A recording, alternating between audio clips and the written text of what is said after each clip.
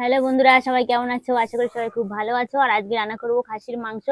সেজন্য আলু কেটে নিয়েছি, এই যে আলু কেটে ধুয়ে নিয়েছি। আর এই যে বাকি সব মশলা কিন্তু বেটে নেওয়া হয়ে গেছে। এখানে পেঁয়াজ কুচি, রসুন 3টে আমি গোটা দেবো, জিরে বাটা, আদা বাটা, রসুন, শুকনো লঙ্কা বাটা। আর ফোড়নে দিয়ে দেবো গোটা জিরে, তেজপাতা, গোটা গরম মশলা। আর এই যে সেই খাসির মাংস যেটাকে ম্যারিনেশন করে রেখেছি, একটু লঙ্কার গুঁড়ো দিয়েছি, লবণ, হলুদ আর টক দই দিয়ে আমি 30 মিনিট মাখিয়ে রেখে নিয়েছি। এখন কড়াই বসিয়ে দিয়েছি, আলুগুলো খুব সুন্দর লাল লাল করে ভেজে নেব। তার জন্য দিয়ে দেবো কড়াইতে সর্ষের তেল।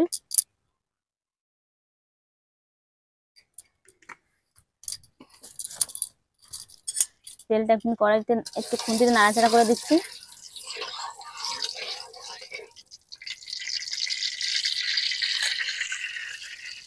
এই যে আলুগুলো দেখো, খাসি মাংসের আলুগুলো কিন্তু বড় বড় কেটেছি, খেতে ভালো লাগবে। এখন দিয়ে দেবো আলুগুলো ভেজে নেওয়ার জন্য।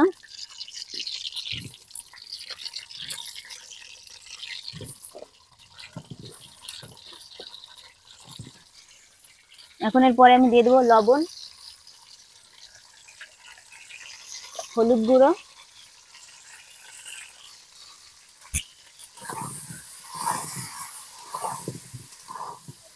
বন্ধুরা আজকে মাংস রান্নাটা একদমই আমার ছেলের জন্য, কারণ ছেলে যখনই মামার বাড়ি এসেছে তখন থেকেই বলে যাচ্ছে খাসির মাংস খাবো।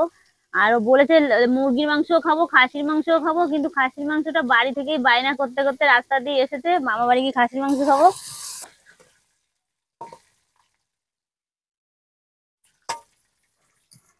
আলু আমি লাল করে ভেজে নিয়েছি, তুলে নিচ্ছি।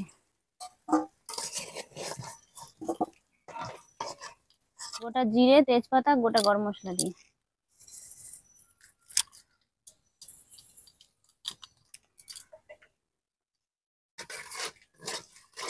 এখন দিয়ে দিচ্ছি পেঁয়াজ কুচি।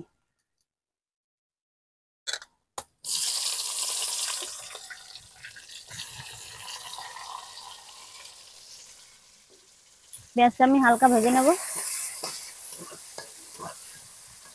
পেঁয়াজটা না তাড়াতাড়ি খুব নরম হয়ে যায়, তাই জন্য আমি দিয়ে দেবো উপর দিয়ে একটু লবণ, তাহলে পেঁয়াজটা তাড়াতাড়ি নরম হয়ে যাবে।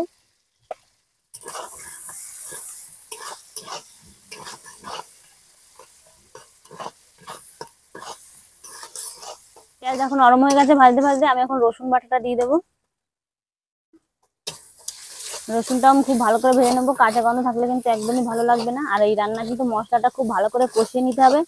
আর যত ভালো মশলা কষানো হবে মাংসের টেস্টটা কিন্তু তত ভালোই আসবে। এখন আমি এক এক করে সব মশলা দিয়ে দেবো। জিরে বাটা, আদা বাটা, শুকনো লঙ্কা বাটা, হলুদ গুঁড়ো, লবণ। এবার ভালো করে আমি কষিয়ে নেব।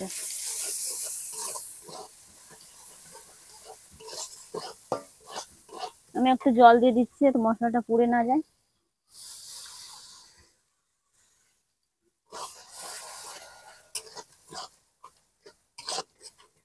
এই উনুনে রান্না করতে খুবই ভালো, কিন্তু চারিদিক দিয়ে তো আগুন ওঠে না, হাতে যেন তাপও লাগে না। পাইপ দিয়ে পুরো ধোঁয়া বেরিয়ে যাচ্ছে। ওই যে পাইপটা ওখানে আছে লাগানো উনুনের সঙ্গে। আর এটা কিন্তু দুপুরে শুধু মাংস হচ্ছে না, সাথে কিন্তু আরো আছে টক ডাল, ভোলা মাছের ঝাল আছে, ভাত হয়ে গেছে, শুধু মাংসটা হলে কিন্তু হয়ে যায়। মশলা কিন্তু খুব ভালো করে কষিয়ে নিয়েছি, তেল ছাড়তে শুরু করেছে। আমি এখন মাংসটা দিয়ে দেবো, মশলা মাখানো মাংস। এবার মাংসটা কিন্তু খুব ভালো করে কষতে হবে, কষানোর উপরেই মাংসের টেস্টটা কিন্তু বেশি ভালো আসবে। এখনই তো গন্ধ বেরিয়ে গেছে। খাসি মাংস না, সবাই আজকে তাড়াতাড়ি রেডি হয়ে বসে আছে খাওয়ার জন্য। 3টে গোটা রসুন নিচ্ছি, দিয়ে দিল। এই মাংসতে গোটা রসুন খেতে কিন্তু দারুণ লাগে। ভেজে রাখা আলু দিয়েও কিছুক্ষণ আমি কষিয়ে নেব।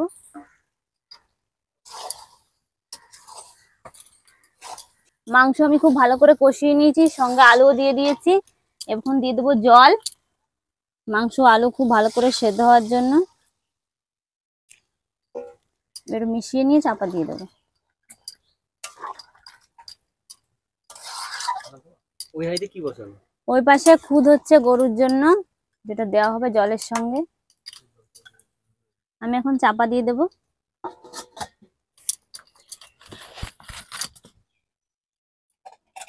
বন্ধুরা 15 থেকে 20 মিনিট বাদে বাদে আমি একটু নাড়াচাড়া করে দিচ্ছিলাম, মাঝে মাঝে ঢাকনাটা খুলে। এখন চাপাটা খুলে দেখে নেব। দেখো হালকা আছে, পুরো কিন্তু মাংস গলে আলু গলে একদম কাদা কাদা হয়ে গেছে ঝোল। এখন আমি এতে গরম মশলা গুঁড়ো দেবো। গরম মশলা গুঁড়ো না, আমি বেটে নিয়েছি শিলনোড়ায়, সেটাই দিয়ে দেবো। এবার এটাকে দিয়ে খুব ভালো করে মিশিয়ে নেব।